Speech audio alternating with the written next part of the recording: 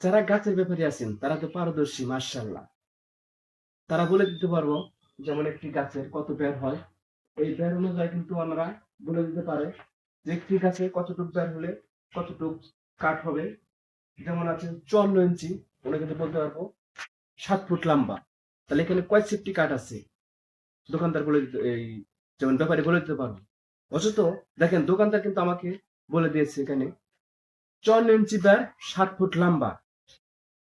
জিনিসটা এই কম, কিন্তু উনি বলে দিয়েছে এখানে মাপ দিতে হবে না, উনি বের মেপে বলে দিতে পারবো কতটুকু আছে। উনি একটা বড় একটা রোলে থেকে আমাকে গোছাইয়ে দিয়ে বলেছিলাম 60 ফুট নেবো, উনি কিন্তু গোছাতে গোছাতে এখানে একটু বেশি হয়ে গেছে গা। 54 ইঞ্চি যেহেতু বের, উনি আমাকে বলে দিয়েছে 63 ফুট আছে, আপনি নিয়ে যান, এখানে 63 ফুট আছে, মাপা লাগবে না। আমি বলছি না, মেপে দেন, না মাপ থেকে গেলে সমস্যা, মাপা লাগবে না, আপনি নিয়ে যান। যদি কম বেশি হয়, আপনি ঘর যেহেতু 20 হাত, 20 হাত ঘরে লাগাবেন, সিলিংটা হবে এটা দিয়ে 20 হাত ঘরে, 20 হাত যদি শর্ট পড়ে এবং বেশি হয় তো আছি আমি, শর্ট পড়লেও আছি। পরে আমি চিন্তা করলাম বাড়িতে নিয়ে এসে, কারণ যেহেতু জিনিসটা কেনা, এখন যদি কম হয় মাঝখান থেকে কাটলে যেহেতু ছোট হবে, আমি বাড়িতে নিয়ে এসে আমার এই ফিতা দিয়ে আমি মেপেছি 63 ফুট। দেখেন মাথার কতটুকু ব্রেন্ড, 63 ফুট এখানে রয়েছে, আমি কিন্তু 60 ফুট চেয়েছিলাম। পরে মেপে এখানে 63 ফুট আছে, 3 ফুট বেশি আছে। তাহলে সে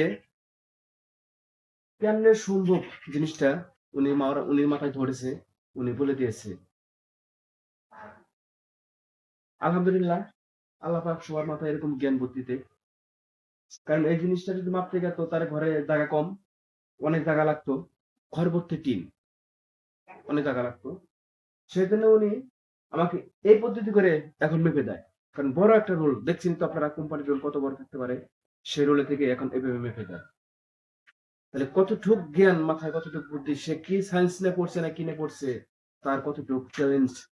দেখেন প্রিয় বন্ধুরা, অবাক কাণ্ড।